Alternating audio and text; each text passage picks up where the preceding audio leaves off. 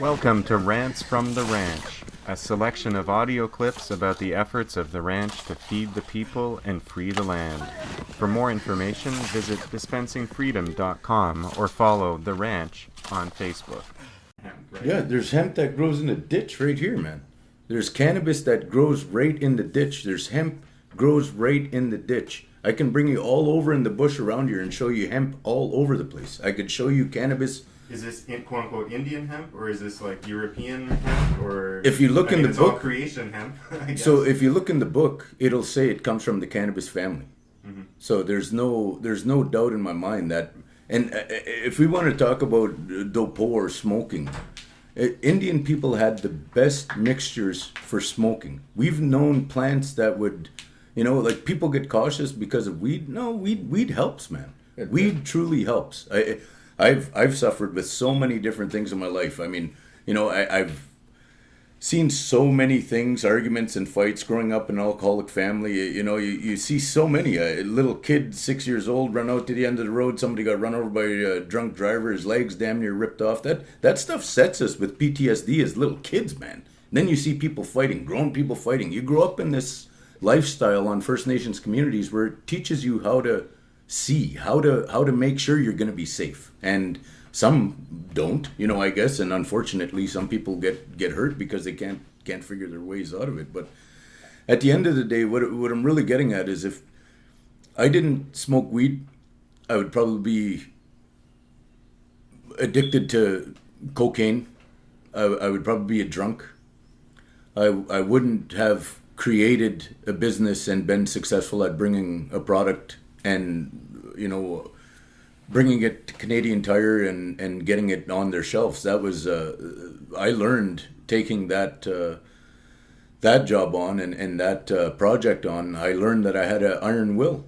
There was a lot that I went through in order to get there, because that dream was so big that it's so hard to find support. I'm gonna bring this product to Canadian Tire.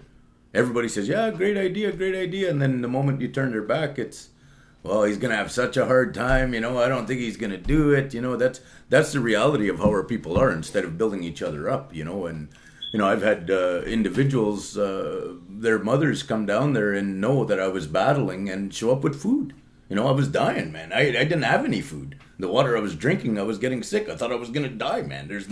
I'm not lying about that. There was points where I was look out the window and I was too embarrassed in my own community to go anywhere, because my tracks would just be leaving the building.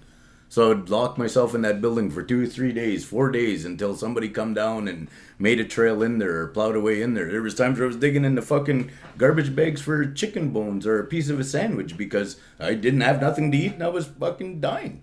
And, one thing I learned was I had an iron will. No matter how tough things got, no matter how, what I had to endure, I knew that I needed to press forwards, and not just for me, but for the show that our people are strong, resilient, and when we have an idea, they're good ideas. We were masters at almost everything we've done, and today we still are. It's just nobody really lets us turn those taps on and go.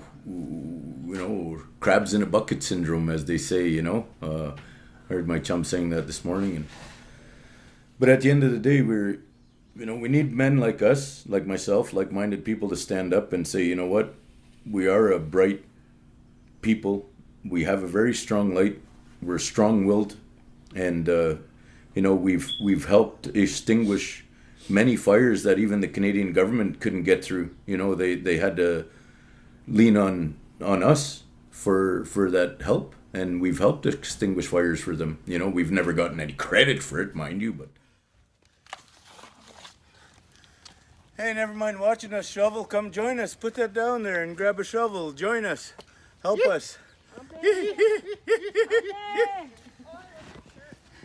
The ranch is located at 1564 Old Garden River Road in Batchewana First Nation.